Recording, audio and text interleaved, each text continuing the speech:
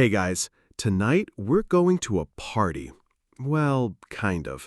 You're slipping into the middle of Mount Olympus on what was supposed to be a glorious divine gathering full of nectar, ambrosia, and lots of dramatic eye contact. The setting is glittery, the clouds are soft, the air smells faintly of roasted pomegranate and pride, and the gods are, predictably, already annoyed. Athena, goddess of wisdom, crafts, and military strategy, has planned yet another get-together. And let's just say, you probably won't survive this guest list. There's no seating chart, no head count, no plus ones. Honestly, it's a miracle the ambrosia even showed up. So, before you get comfortable, take a moment to like the video and subscribe, but only if you genuinely enjoy what I do here. Also, drop your location and what time it is where you are. I'm always curious who else is trying to drift off during chaotic divine drama. Now, dim the lights, maybe turn on a fan for that soft background hum, and let's ease into tonight's journey together. You're drifting upward, the sky thinning around you like warm milk, until you land, plop, right in the outer courtyard of Olympus. The stones underfoot glow faintly, the columns are unnecessarily tall, and you're surrounded by a lot of perfect hair and thunderous opinions. Athena is pacing, scroll in hand, lips pressed together like a disappointed tutor. You can tell, even from the lack of decorations, that this banquet was hastily planned. Someone forgot to order the golden wine goblets. Someone else booked Apollo to play music, which means everyone is already regretting not bringing earplugs. The harp solo is 8 minutes long and mostly just vibrato. You wander past a table piled with oddly shaped grapes, larger than your fist, and slices of roast boar so thin you wonder if they were sliced by divine sarcasm. No one's eating. The gods are too busy glaring at each other and trying to remember why they agreed to come. Athena adjusts her helmet, which doesn't go with the toga, but hey, fashion has never been her concern. She scans the crowd and frowns. "Is everyone here?" she murmurs, clearly knowing they're not. And that's when you notice it. There's no Eris. Now, you might not be familiar with her name, but Eris, goddess of discord, is basically what happens when a social media comment section becomes sentient. She's not invited, obviously, because Athena thinks if you don't send a divine RSVP to the goddess of petty chaos, she simply won't show up. You'd think a goddess of wisdom would have thought that through. You slide sideways along the columns, watching Aphrodite adjust her hair with one hand and stir a wine cup with the other. Hera is inspecting her fingernails like they've offended her personally. Zeus has already wandered off to flirt with a nymph disguised as a serving tray. And Athena? Still counting faces. "Where's Themis?" she asks a servant. "Did anyone tell Hestia she didn't need to bring fire again?" You wonder, gently, if the gods have ever considered creating a simple invitation scroll template, something clean, timeless, with boxes to check. I will attend. I will curse all present if not invited. I will show up anyway with a golden apple and a long memory. But alas, nothing of the sort. Athena adjusts her bronze shoulder plate, clearly aware that something is off, but not willing to admit it aloud. The music gets louder. Apollo has now entered his lute phase. And then the wind shifts. The clouds part. And Eris arrives. No fanfare, no lightning bolts, just a soft, oddly polite rustling of air. And then, boom, she's here, holding an apple. Not for eating, for chaos. A small, gleaming golden thing inscribed with just 3 words. To the fairest. You freeze. Even the grape slices tremble, because every single deity in this courtyard knows that the moment that apple hits the table, things will never be normal again. Athena blinks, not in surprise, in calculation. Eris doesn't say a word. She smiles, sets the apple down, gently, like it's not a metaphorical hand grenade, and vanishes. No dramatic exit, just gone, like a bad idea slipping into someone else's inbox. Athena stares at the apple. Hera leans in. Aphrodite raises one perfectly arched eyebrow. And that, my sleepy friend, is the precise moment when the party stops being a banquet and starts being a prequel. You haven't moved in several minutes, mostly because you're trying not to become collateral damage.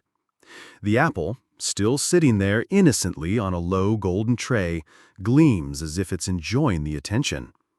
A light breeze flutters through the courtyard, though it might just be the collective sigh of all the immortals realizing that things are about to get deeply uncomfortable. Athena hasn't touched the apple, not yet, but she's standing close enough that it feels like a threat. Hera, ever the queen, has taken up a position of regal indifference, but her foot keeps tapping slightly, like a marble metronome of impatience. Aphrodite, never one to waste time, is already adjusting her hair, her gown, and probably the lighting around her. You suspect she has divine filters built in. There are no waiters anymore. Even the servants, those poor nymphs and minor household spirits, have melted into the background like shadows that want no part of this nonsense. The silence deepens. And then, because fate has a sense of humor, Zeus finally returns from wherever he'd wandered off to. He pauses, sees the apple, sees the faces, and mutters something that sounds a lot like, "Not again." You now learn something very important. The gods do not solve their own problems. Instead, they delegate, mercilessly. And so Zeus, in a moment of pure passing the buck genius, declares that a mortal, yes, a mortal, should be the one to decide who among these three goddesses is the fairest. Which brings us to Paris. Not the city, the shepherd. Now you're thinking, surely they mean some noble judge or respected elder, maybe a wise oracle. Nope, just Paris, a sheep guy. He's technically a prince of Troy, but at this point in the story, he's living on a hillside with goats, playing his reed flute, and probably still learning how to pronounce ambrosia. He has no qualifications in beauty adjudication, divine politics, or party etiquette, but that doesn't stop the gods. Zeus sends Hermes, who, in case you forgot, is the god of messages, mischief, and suspiciously speedy sandals, to fetch Paris. And you? You're now transported from the glittering chaos of Olympus to the dusty, sun-drenched hillsides of Phrygia. The air is warmer here, earthier, smells like sheep, thyme, and decisions no mortal should ever have to make. Paris is lounging against a rock, probably mid-snack, maybe figs, maybe olives. You can't tell, but he's got that look people get when they were just starting to enjoy their day, and then divine nonsense shows up unannounced.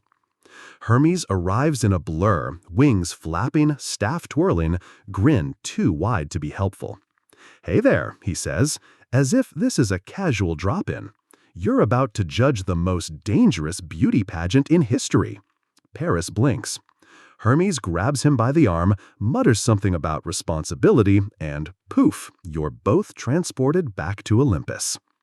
Now, imagine this poor shepherd standing in front of three goddesses, each glowing with the kind of beauty that could shatter mirrors or start wars. He stammers. Of course he does. His sandals are dusty, his tunic is wrinkled. His only skill at this point is not upsetting sheep. Athena clears her throat and steps forward. And this is where it gets messy.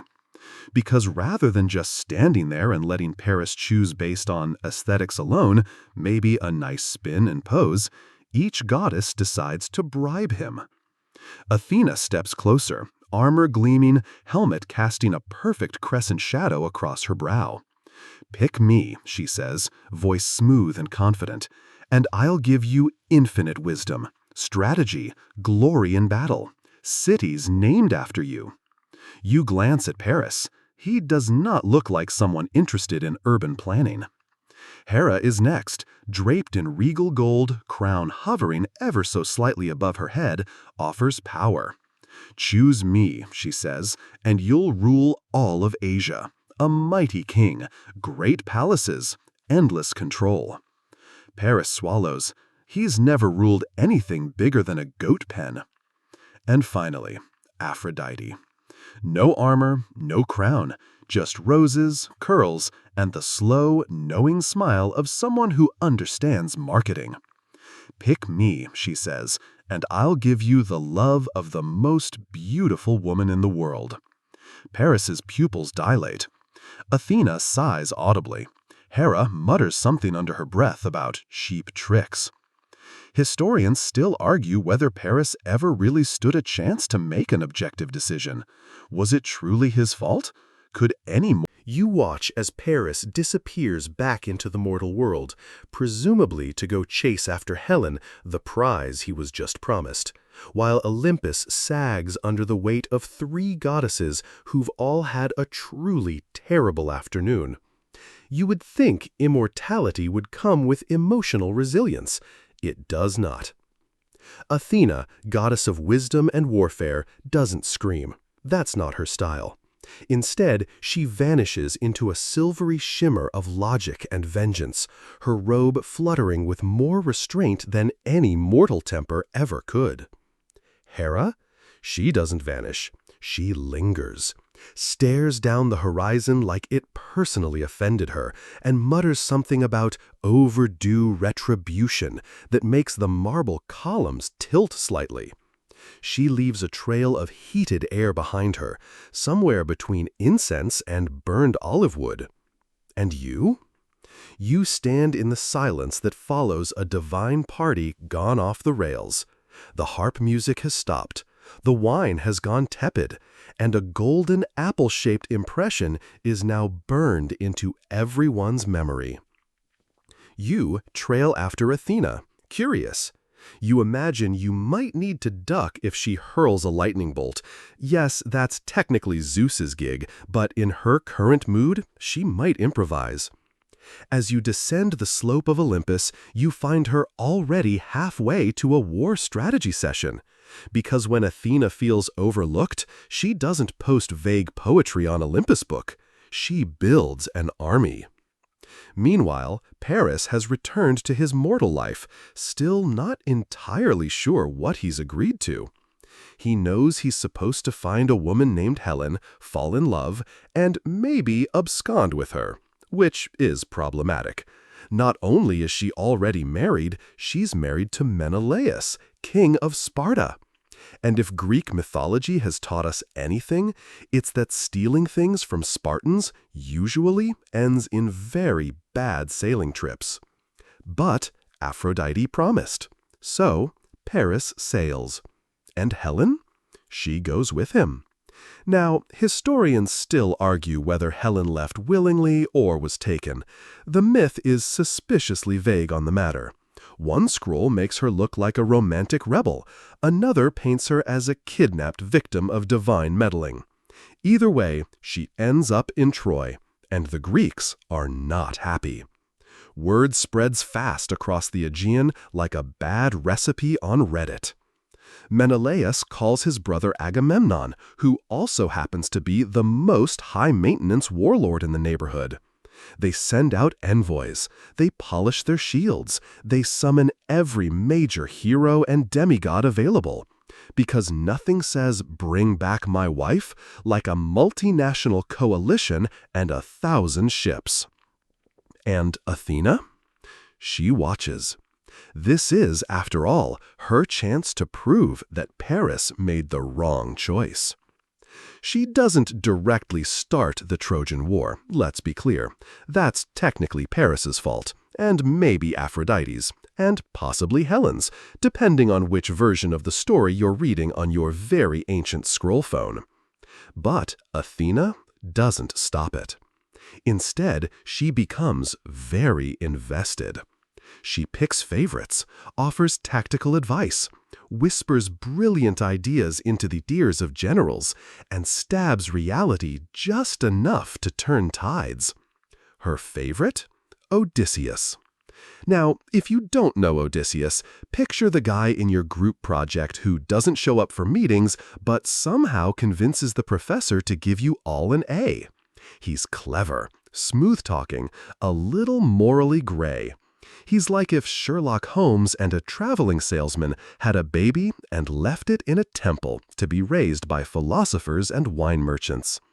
Athena loves him, which is why she spends most of the war helping him, especially when the other heroes are too busy arguing about who gets the best armor or whether Achilles should be allowed to sulk in his tent for 3 chapters. You, meanwhile, find yourself on the edges of this growing war. The beaches of Troy are covered in tents and gossip. The Greek heroes shout a lot. The Trojans throw things from the walls. Someone keeps misplacing their sword.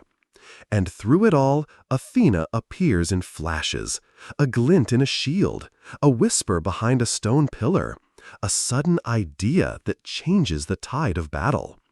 She is, in every way, a micromanaging coach who didn't make the team, but still insists on running drills. She pushes for strategy, for patience, for honor. Unfortunately, you're sitting on a rock now, just far enough from the beach to avoid errant arrows, but close enough to hear the daily drama. A Greek campfire smolders nearby. Someone's burning sandals, accidentally, you hope. Somewhere in the distance, Achilles is arguing with Agamemnon about ownership of a captured servant girl, which is somehow both morally murky and narratively exhausting. Meanwhile, Athena is back to doing what she does best, meddling artfully. Not the chaotic kind, that's Eris's department. Athena's style is precise, like threading a loom of fate with diplomatic daggers. She's sharpening strategies, not swords. Which, in theory, is admirable, except that war is not a knitting circle, and nobody's listening to the one person with an actual brain. But let's rewind slightly. Before Helen even stepped on the ship, before arrows were loosed and shields dented, there was the moment, the pageant moment. Remember that? Back in the meadow? That quiet, sun-dappled moment when Paris stood before 3 goddesses and Athena made her pitch? Let's revisit her offer for a second. Wisdom, glory, heroism in battle.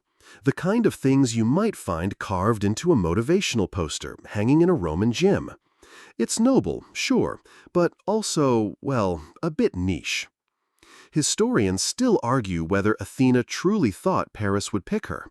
After all, what shepherd-turned-prince dreams of military honor when Aphrodite's out here offering the literal embodiment of love?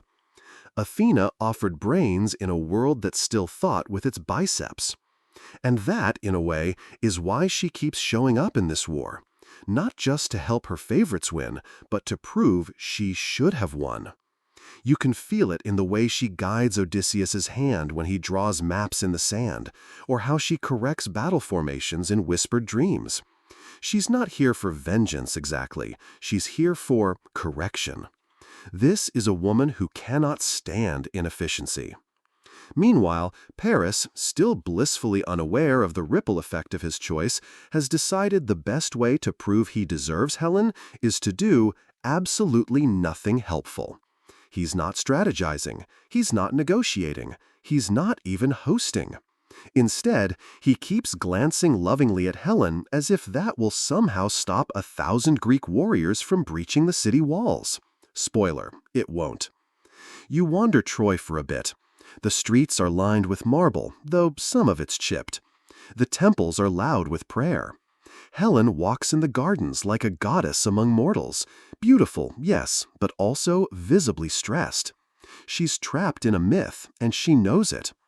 Back on the Greek side, Athena is busy trying to babysit Odysseus, whose latest plan involves disguising himself in rags and sneaking into Troy. It works, kind of. He learns a few things, gets almost caught, then argues about strategy with Menelaus for 6 hours straight. Athena appears beside you for a moment, invisible to everyone else. "She could have been saved," she murmurs, not really to you, but to the universe. If someone had picked wisdom. And maybe she's right. Or maybe this was always going to happen, invitation or not. It's hard to say. Scholars still debate whether the apple was the cause or just the spark. You walk through a dreamlike haze of tents and temples, warriors and poets. Everyone's waiting for something to change. A breakthrough, a betrayal, a really big horse. But we're not there yet. For now, Athena continues to drift through camps and battlefields like an overly opinionated wind. She inserts herself into plans, whispers into helmets, tips arrows just slightly off course when things go too far off script. She's not saving lives, she's curating outcomes. One night, you watch her sit beside Odysseus under the stars, explaining how fate isn't fixed, it's just usually too lazy to fight her. The fire crackles. Somewhere nearby, Achilles sharpens a sword that will soon be useless against his own ankle. And Athena? She rolls up another scroll, probably drafting new invitations. This time, she'll include Eris, just in case. The war drags on. Seasons turn. Sand smooths out the sharp corners of broken shields. Armor tarnishes, morale dips, and still the ships bob in the bay like forgotten thoughts. You find yourself beside Athena again, though she doesn't acknowledge your presence directly. She's watching the battlefield like a disappointed chess instructor. Every time someone makes a poor decision, and there are many, her fingers twitch. It's the 8th year of the war, or the 9th. No one's quite sure. Time has begun to blur under the sun-soaked monotony of siege warfare. You suspect even the gods are forgetting the original RSVP list. Athena is sitting on a ridge overlooking the plains. Her owl, that ever-watchful symbol of wisdom, perches on a nearby olive branch, looking about as unimpressed as a bird can get. Below, the Greeks are fighting over a water source. Again. You sigh. Even divine strategy has its limits. And then, Athena acts. She doesn't throw lightning or hurl insults. That's someone else's style. Instead, she selects a new tactic, psychological warfare, wrapped in mentorship. You know the name Diomedes? Probably not. He doesn't get top billing in most retellings. But Athena likes him. She sees potential in him, not in the glamorous, golden shield Achilles-type way. No, Diomedes is more practical. The kind of guy who actually reads the scroll before charging into battle. Athena grants him temporary divine sight. Yes, literal goddess-enhanced night vision. Why? Because she's tired of subtlety. With this borrowed clarity, Diomedes proceeds to wreak glorious havoc. He wounds Eris, the god of war, mind you. It's one of those moments where Athena smiles just slightly, and you realize this is her version of a party trick. Historians still argue whether Diomedes acted under her direct orders or simply followed a whisper in his dreams. Either way, she's behind it, tugging strings, fine-tuning chaos. But Athena's influence isn't always so clean. There's the awkward incident with Ajax and Hector, where she tricks Hector into thinking he has help, only to pull it away at the last second. It's not her most ethical moment. You glance sideways at her as she watches the scene unfold. Her expression doesn't change, just a small tightening of the jaw. There's a difference between justice and manipulation, you think. But she would probably argue that it's all the same when mortals are involved. Meanwhile, Aphrodite tries to re-enter the narrative, mostly to protect Paris, who remains spectacularly useless in combat. There's a particularly dramatic scene where she lifts him out of battle, bloodied and dazed, and deposits him in his chambers like a broken statue. Athena naturally mocks the gesture. "Love over strategy," she says, shaking her head, again. You stroll the camp at dusk, passing exhausted soldiers and half-sung laments. Someone's cooking lentils nearby. The air smells of oil, steel, and sleep deprivation. In one corner, Nestor is telling a story no one asked for. In another, Patroclus is frowning over Achilles' continued refusal to rejoin the fight. Athena stays silent here. She has no affection for Achilles, not since he spurned her guidance early on. Too emotional, she muttered once, too tied to pride. And yet, even she can't deny that his absence is dragging the war into overtime. Odysseus, of course, is still trying things. This week's plan involves disguising spies as merchants. Next week, maybe wooden animals. Through it all, Athena hovers like an over-involved guidance counselor with a war board and endless red string. And yet, she's not winning. Not really. Because despite all her plans, all her chosen mortals, all her sharp-eyed strategies, Troy still stands. Helen still walks the palace walls, her golden hair trailing in the wind like a memory no one dares touch. Paris is still alive, somehow, and the apple? Still in Aphrodite's possession. You find Athena at her temple that night. She's alone, sharpening a blade not meant for battle. Just a ritual, a habit. Her owl watches you, unblinking. They always choose love, she says, not angrily, more like a scientist disappointed in a repeated experiment.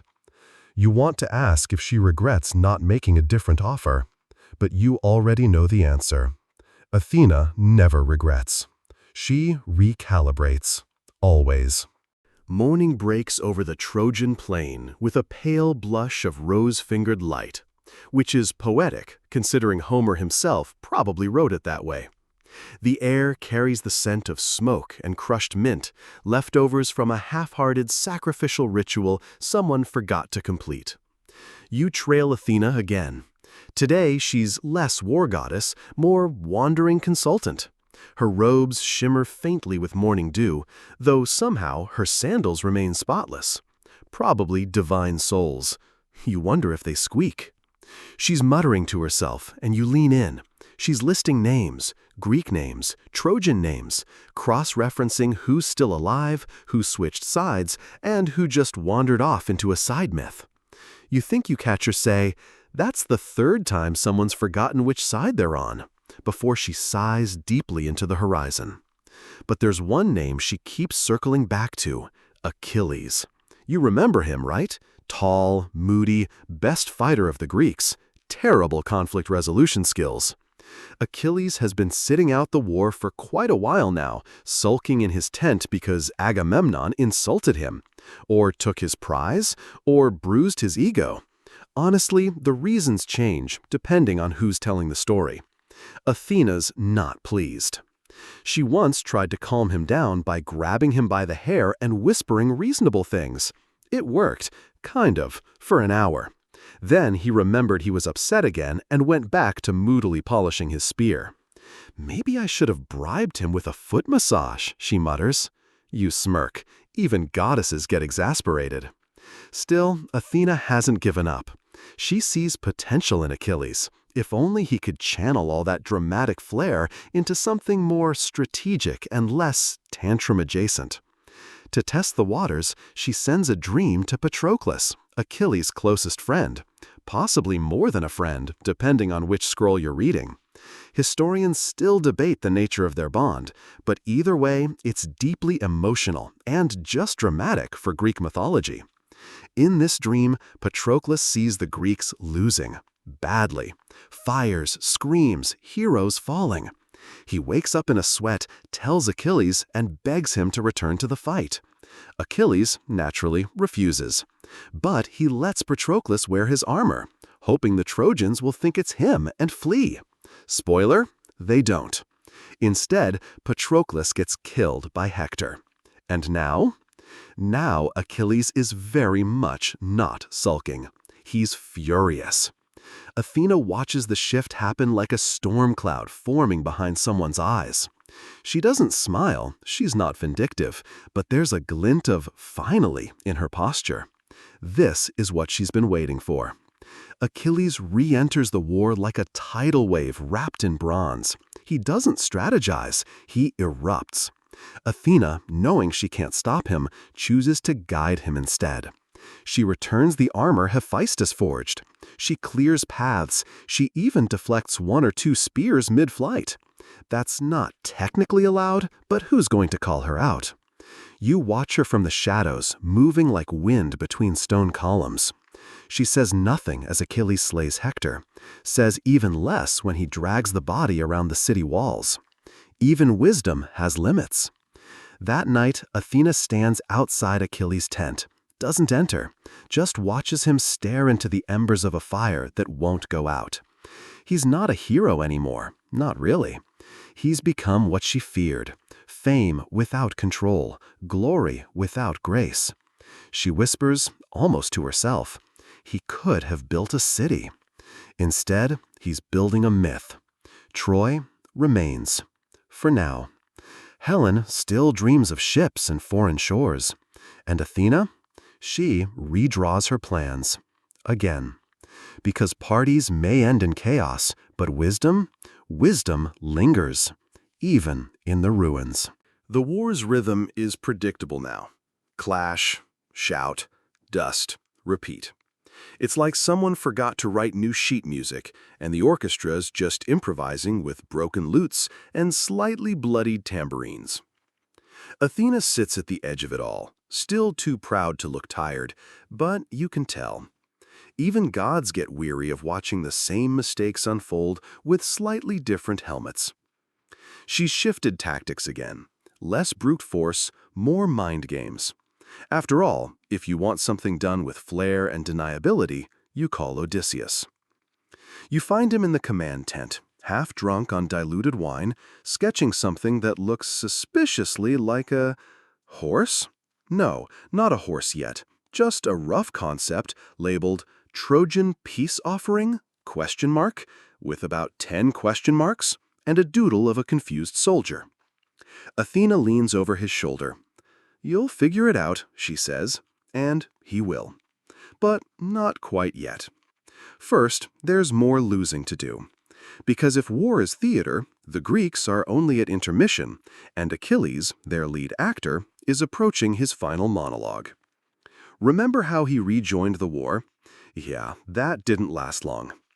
He dies, of course, shot in the heel by Paris, who finally does something useful, though still debatably heroic. Historians still argue whether he aimed or just sneezed while firing. Athena watches the moment in silence. No divine intervention, no whispered warning. She just lets it happen. Too bright, she mutters. They always burn out. There's no triumph in her voice, just resignation. Achilles' death breaks morale. Odysseus sighs louder than usual. Ajax the Greater has an existential crisis so profound he ends up dead after a dispute over Achilles' armor. Seriously, armor. Not even magical armor. Just shiny. Very shiny. You walk past the scene slowly, watching Athena shake her head at yet another casualty of ego. They should have picked me, she whispers, like a mantra. I would have taught them restraint. Meanwhile, Paris, possibly high on his one victory, attempts to shoot more arrows. Fewer hit anything. His next one gets tangled in a tree. Athena doesn't bother dodging it. She's too busy studying Odysseus' sketches again. The horse idea is starting to take shape. More legs, a hatch, fewer doodles of flaming wheels. Athena suggests some adjustments, maybe a little compartment for snacks. You're going to need patience, she tells him. He looks up, skeptical. Do gods have any of that left? She doesn't answer. Instead, she walks through the camps as the war limps on. You follow. Soldiers gamble, sharpen blades, swap exaggerated stories. Someone's carving tiny owls into a shield. Maybe it's an offering, maybe it's boredom. Helen, still in Troy, stares out over the walls, waiting. For rescue? For penance? For an end? You wonder. Athena never speaks to her directly. That would break some unspoken rule. But she does leave an olive branch under Helen's window one night. Symbolic, sure, possibly confusing. The branch is gone by morning. Now, the gods themselves are fracturing. Some support the Greeks, others back the Trojans. Zeus is pretending he's not involved while definitely meddling behind the scenes. It's like an HOA meeting with lightning bolts. And Athena? She's navigating it all with increasing sarcasm and a slow-building plan. Because she knows how this ends. Not with a duel, not with divine wrath, but with a lie. Wrapped in wood, with wheels. You wake to the creaking of ropes and the scent of fresh-cut cedar. The Greek camp, for once, is quiet. Not the tense pre-battle kind of quiet, but the suspicious, something sneaky is happening kind. You wander toward the noise. And there it is. The horse. It's massive, gleaming, almost absurd in its theatricality. Part monument, part ruse, part overcompensating art project. Athena stands to the side, arms crossed, watching Odysseus direct the builders like a playwright with a very niche sense of humor. "It's hollow, right?" you ask her. She doesn't answer directly, just raises one eyebrow in the classic "you'll see" fashion of immortal beings with long-game plans. Inside the horse, Odysseus and a select group of warriors are preparing for their surprise role as wooden-bellied stowaways. It's hot, cramped, smells like ambition and very old leather. But Athena, true to her word, makes sure they're hidden well. She even buffs the nose of the horse for dramatic effect. Outside, the Greeks do something truly Oscar-worthy. They pack up their tents, burn a few on purpose, and sail away just far enough to hide behind the next island. It's the ancient equivalent of crouching behind the couch and hoping your little brother walks in and thinks you've vanished. And the Trojans? Oh, they fall for it. Hard. They find the horse, assume it's a gift, and start celebrating like it's New Year's Eve in sandals. Laocoon, the only guy with a hint of common sense, suggests burning it, so naturally he gets eaten by sea serpents. Athena? Completely silent on that one. She's not taking credit, but she's not exactly crying into her toga either. Historians still argue whether she sent the serpents or just let them through the door. As the Trojans haul the horse into the city, yes, they drag it inside their own walls, which is like inviting malware into your Wi-Fi.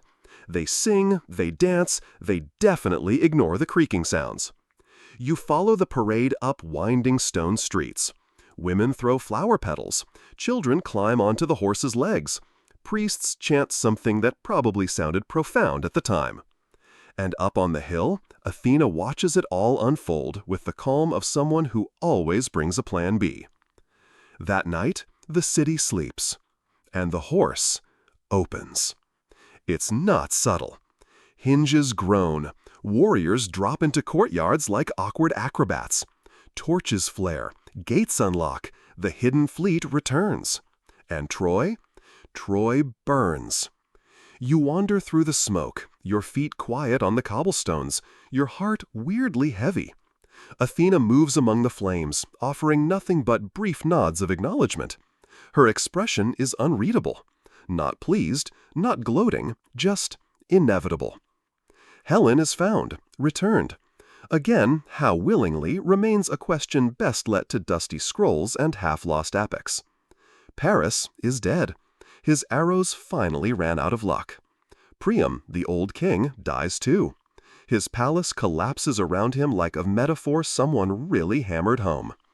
And still, Athena stands there. This isn't triumph. It's closure. The war she didn't start, but certainly directed, has come to its finale. The curtain has fallen. The audience is sobbing or deceased. You wonder if she'll feel any different now, if the golden apple feels less sour, if she's finally gotten the recognition she wanted. But you already know the answer. She turns to you, eyes sharp but tired. "They'll remember the horse," she says, "not the wisdom." And maybe she's right, because centuries later, everyone still talks about the Trojan horse. But no one mentions the woman who sketched her blueprints in her mind while surrounded by fools. You'd think, after orchestrating the most iconic sneak attack in ancient literature, Athena would finally get her nap. But no, she doesn't rest, not yet. Because victory for Athena is not a celebration, it's a checklist. And the next item? The voyage home. See, the Greeks won the war, yes, but getting back? That's a whole different genre of suffering. Think of it as War and Peace, the maritime edition. Most of the Greek leaders set sail almost immediately, eager to escape the ashes of Troy and the weird, lingering smell of burned cedar. But Athena? She lingers. She walks through the ruins, not out of sentiment, but analysis. She takes mental notes: what worked, what failed, who panicked, who adapted.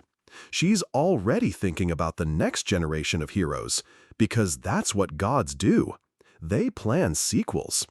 Meanwhile, across the Aegean, storms are already brewing. Literally. Poseidon, god of the sea and enthusiast of grudges, is not thrilled about how things played out. He especially didn't love Athena's favoritism toward Odysseus. And Odysseus? He's on his way home to Ithaca, blissfully unaware that his voyage is about to become a 10-year group project with no due date. Athena, naturally, appoints herself as his unofficial travel agent/crisis manager. You catch up with her on a rocky island where Odysseus is dodging angry waves and shouting at the sky. He's already lost several ships, his men are grumbling, the rations taste like despair, and the sirens haven't even shown up yet. Athena appears beside him, in disguise, because that's her favorite pastime, and offers advice that sounds vague but ends up being crucial. It's like spiritual tech support. Try not to insult any more gods, she suggests. Odysseus nods solemnly, then immediately does the opposite. Classic. Historians still argue whether Athena's help prolonged or shortened his journey. Was she guiding him or testing him, empowering or punishing? You watch as she nudges his ship away from Scylla but closer to Charybdis. It's like watching someone guide a Roomba through a lava field. Still, her devotion to Odysseus is unmatched. She defends him in Olympus council meetings, she corrects his navigation errors, and when he finally gets to the island of Calypso, where he's stranded for years, Athena is the one who begs Zeus to intervene. And eventually, Odysseus does make it home, but not before losing almost everyone he left with. Athena helps him sneak back into Ithaca, in disguise, of course. Another old habit. She transforms him into a scruffy old beggar, which is both humbling and oddly theatrical. You suspect she enjoyed that part more than she lets on. Together, they plot revenge against the suitors swarming his home. It's a brutal scene, but strangely satisfying, like watching someone finally take out the trash after a decade of ignoring it. Afterward, Athena doesn't stick around for the feast. She slips away before the toasts. Because for her, this wasn't about glory. It was about restoration, about a man reclaiming his life, however scarred. She watches from a hillside as Odysseus embraces Penelope, her face both relieved and suspicious, because, Greek wives don't play. Athena turns away before the kiss. She's already thinking about the next journey, and possibly drafting another invitation list, just in case someone else forgets to invite her. Athena strolls through Olympus now, with a faint limp in her step. Not from injury, of course, but from the sheer weariness of cleaning up after her own brilliance. You trail behind her, past golden columns and marble floors that sparkle like someone's full-time job is polishing eternity. The other gods pass by, some nodding, some smirking. There's always a little tension when wisdom wins and everyone else doesn't. Especially Poseidon. He's still salty, in every possible meaning of the word. Not just over Troy, but because his favorite city naming contest didn't go his way. Which brings us to one of Athena's earliest party fouls. The city of Athens. Long before golden apples and wooden horses, there was a plot of fertile land by the sea. Two gods wanted naming rights, Poseidon and Athena. And in true divine fashion, they didn't settle it with a vote or a polite game of chess. No, they had a showdown of gift-giving. Poseidon struck the ground with his trident, summoning forth a saltwater spring, or maybe a warhorse, depending on who you ask. Either way, the crowd was moderately impressed. Then Athena planted the first olive tree. Useful, sustainable, delicious with bread. The people chose wisely, hence Athens. Poseidon threw a tantrum that reportedly caused the first mini-earthquake. Some say he never forgave her. Others claim he still tries to flood the city every few centuries out of spite. Athena, on the other hand, was pleased.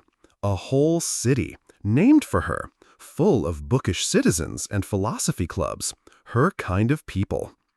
You sit beside her on a parapet of Olympus, looking down at the Acropolis in the distance. Temples, columns, statues.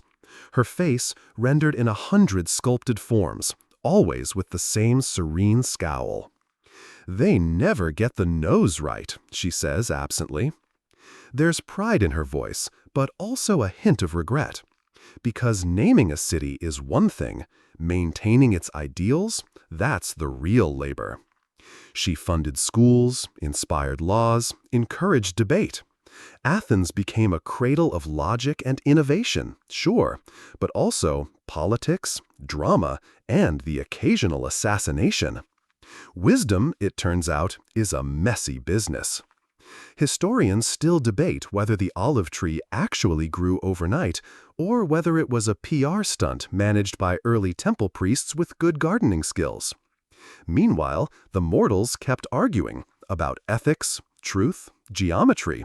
Athena adored it. She attended lectures invisibly, whispered ideas during debates, gave that extra nudge when someone hesitated before speaking in the agora. But she also noticed when her name was evoked for questionable policies. "By Athena," they'd say, before proposing taxes on cheese or declaring war on neighboring islands, and she'd sigh, loudly, in divine decibels. You ask if she'd name another city if given the chance. She smiles, an actual amused smile, and replies, "Not unless they invent a better fruit." Still, Athens remains her favorite, her gift, a place where thinkers were honored more than fighters. Well, most of the time. You can tell it still means something to her, not because it bears her name, but because it tried, however clumsily, to live up to it. Even gods have hobbies. For Athena, it's crafting. You find her in a quiet grove on the edge of Olympus, where golden leaves fall a little too gracefully and time bends ever so slightly, just enough to slow things down for stitching, shaping, and spinning. Today, she's weaving. Not metaphors or battle strategies, actual cloth. Her loom glows faintly under her touch, threads of light and shadow crisscrossing into complex patterns. You're not sure if it's silk or sunbeams, but it's beautiful. She hums softly, an ancient tune with no lyrics but centuries of meaning. You sit nearby, half dozing, until she clears her throat and says, "This is where things went sideways." You blink. She gestures to the tapestry. Arachne. Right. The story's infamous, even among the more obscure myths. A mortal girl with talent so profound, it challenged the gods. She didn't just weave tapestries, she wove stories. Stories with detail, humor, and an inconvenient fondness for exposing divine scandals. Athena, ever the proud mentor type, was intrigued, at first. She disguised herself, visited Arachne's workshop, and even gave her a few compliments. But then Arachne opened her mouth and said something along the lines of, "Yeah, I could outweave any god." Cue ominous thunderclap. Athena revealed herself. A weaving contest followed. 2 looms, Two artists, one divine grudge slowly simmering. Arachne's work? Flawless, but also a little too honest. It depicted the gods, especially Zeus, in various embarrassing situations. Creative license, sure, but maybe not the best choice when your judge is Zeus's niece. Athena's own tapestry was impeccable. Scenes of Olympus, triumph, wisdom, harmony. A bit heavy on the self-promotion, but who's counting? When it was over, she couldn't find a flaw in Arachne's work. And that, ironically, was the problem. Historians still argue whether Athena punished Arachne out of rage, pride, or some twisted sense of mercy. The versions vary. Some say she destroyed the tapestry. Others say she turned Arachne into a spider for eternity. Either way, spiders have been excellent weavers ever since. You glance at one now, dangling from a nearby fig tree, spinning its tiny, perfect web. Athena doesn't look angry anymore, just thoughtful. She was right, she admits quietly, but timing matters. You wonder if she regrets it, or if this is just another lesson woven into the fabric of Olympus. Then she adds, her shading technique? Impeccable. There's admiration there, buried under layers of divine pride and complicated emotions. You watch as she threads another golden strand into her loom. This time, there's no competition, no audience, just her hands and memory. And maybe, just maybe, the faint echo of Arachne's laughter on the breeze. The sun dips below Olympus, casting everything in soft amber. Athena leaves her loom and walks.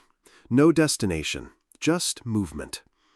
You follow her past whispering cypress trees and marble statues, each more dramatic than the last. One is Poseidon flexing unnecessarily. Another is Hermes mid-sprint, because of course it is. You come upon a clearing filled with children's laughter.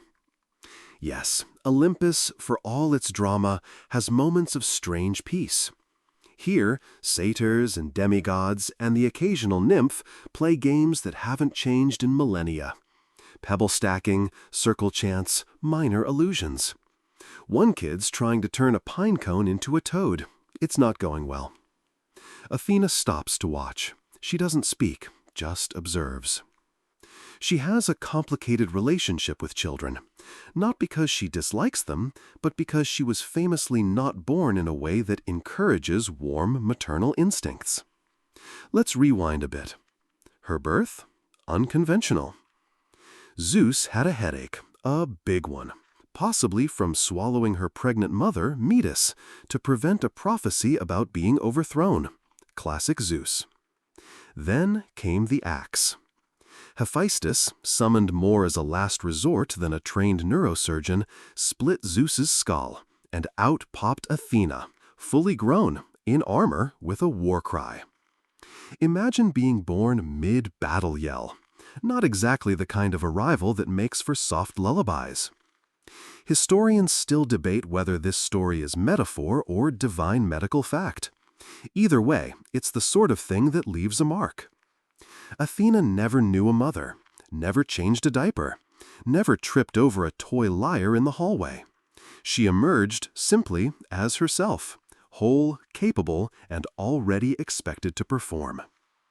And so, she's always been more mentor than mama. She teaches, she shapes, she guides with a steady hand and occasionally a stern glare. And children? They respect her, fear her a little, but they also build little owl idols and mutter her name before school competitions. She's that teacher, brilliant, intimidating, fair. You glance over. She's crouched beside a satyr now, adjusting the kid's grip on a slingshot made from fig branches. He grins at her. She almost smiles back. Almost. Later, as twilight deepens, she confesses something strange. I envy Demeter, she says, not for her harvests, but for her daughter.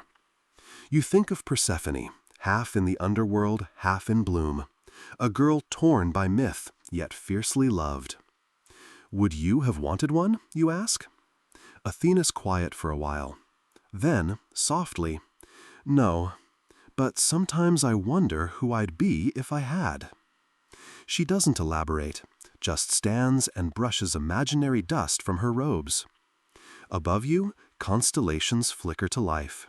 The owl-shaped one winks first. And Athena? She walks back into the night, a goddess shaped not by birth, but by design. Unmothered, yet never without purpose. The stars above are bright tonight, clear and cold, the kind that hum quietly while mortals dream below. You and Athena are walking along a sky bridge now, one of Olympus's more dramatic architectural features. It curves above the clouds like a stone ribbon, seemingly endless. You ask if she ever sleeps. She laughs once, a soft sound. Sleep is for those who forget. You tilt your head. She explains, "I remember everything, every oath, every city, every child who whispered my name before a test." And she does. That's her gift and her burden. You've noticed she doesn't always carry herself like a war goddess. There's something else beneath the helmet, something gentler, but also heavier. Take her temple in Athens, for instance. The Parthenon wasn't just a monument. It was a promise, a symbol that humans could build something beautiful in honor of thought, not just strength. It housed a colossal statue of her, ivory and gold, spear in one hand, Nike, victory, in the other. But visitors rarely talk about her expression. Not triumphant, not fierce, just composed, like someone who's seen all possible outcomes and still shows up. Historians still argue whether the Parthenon was more a political statement or a spiritual sanctuary. Maybe both, maybe neither. Maybe it was just a really fancy reminder not to mess up your civic duties. Athena loved it. Of course she did. Until the day it was looted, damaged, rewritten by time and empire. That's the thing with monuments. They last, but not in the ways you expect. You ask her what it was like to see it fall. She pauses. "I didn't feel rage," she says. "I felt forgotten." You walk on in silence. After a while, she points out some stars. "That one," she says, "that's where I tucked away an oath broken by a king. That one, an idea that never made it past parchment. And that little flicker there, that's a woman in a village who wrote her own philosophy and never told a soul."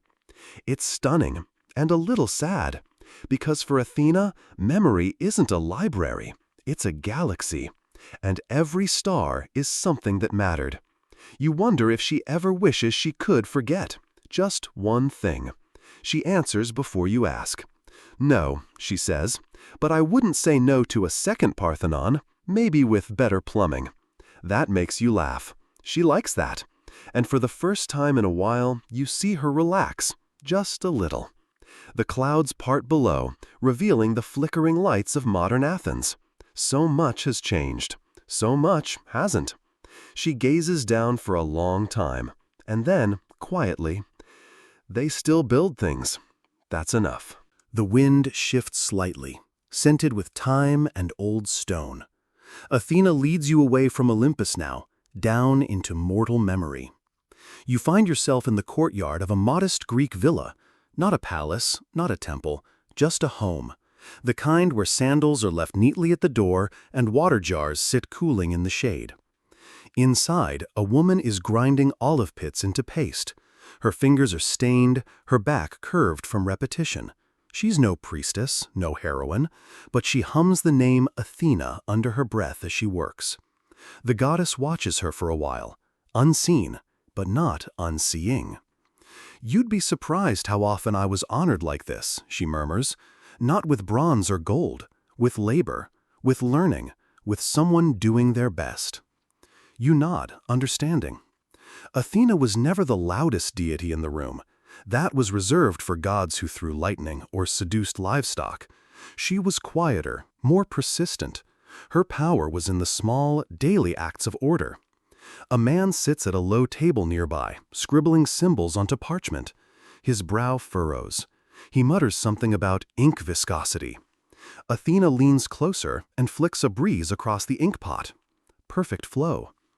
Historians still argue whether the Greek obsession with geometry, logic, and symmetry came from Athena's domain or simply flourished under her brand.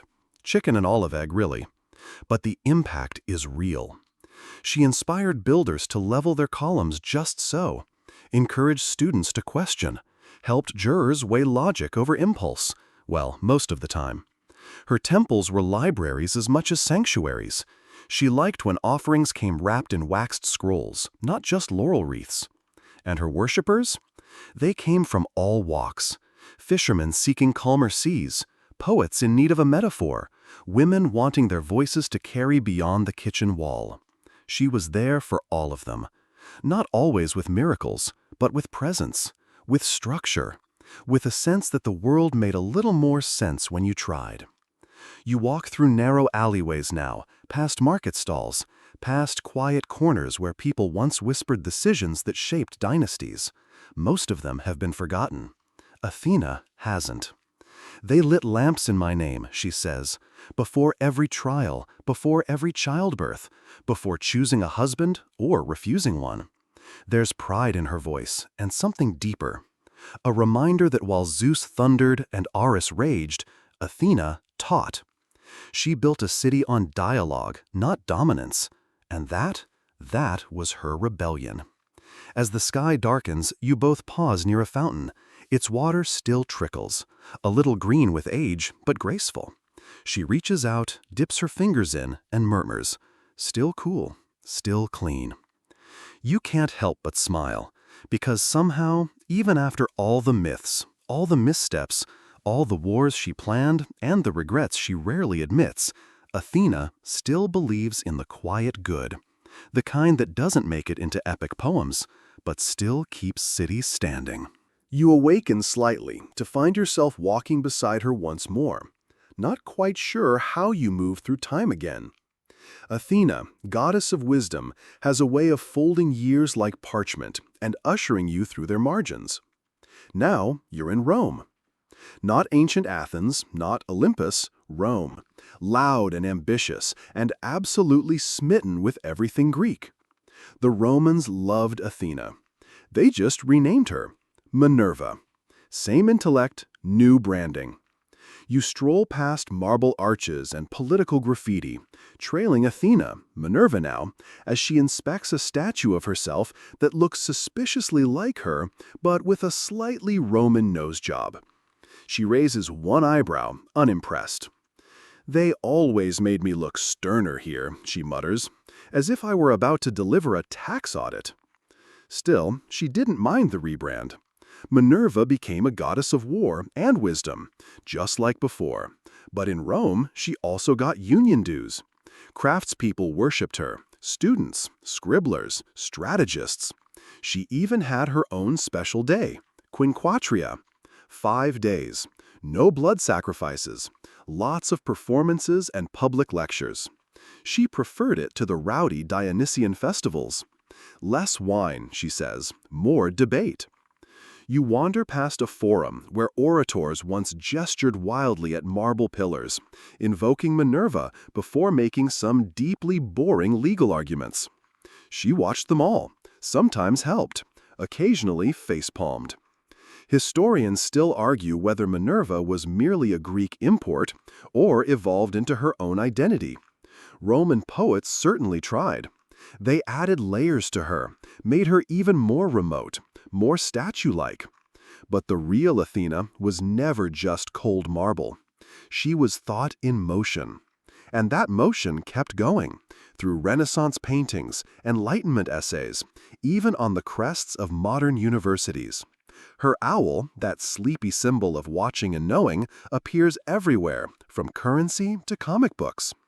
Athena doesn't seem especially flattered by the merchandising.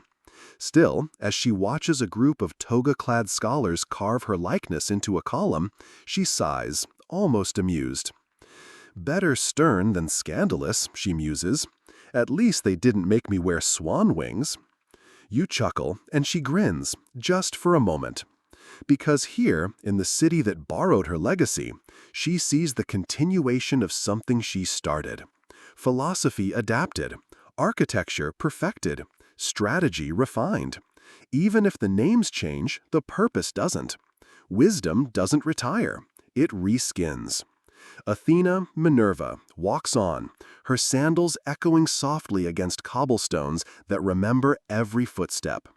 And the wind carries whispers of her name, sometimes Greek, sometimes Latin, always present, always watching. So now, with the stories unraveled, the myths laid gently beside each other like folded robes in a temple chest, we begin. Your breathing slows. Athena has returned to her perch, neither throne nor battlefield, but a quiet step along Olympus's edge, where she can watch mortals dream. You see her figure silhouetted in starlight, her spear leaned casually against a pillar, her owl roosted beside her, wings tucked. The skies above hold steady. The world below does not call for her tonight. And for you, dear listener, the tale concludes not with thunder or triumph, but with the gentle rhythm of memory. You may forget the details, the party invitations, the weaving contest, the awkward bribes. But the feeling of being guided through strange stories by a steady hand, that lingers, like the hush of twilight or the final hush before sleep. So let the owl blink once more. Let the myth slip away, and let your body rest. The goddess is watching, and wisdom tonight is soft.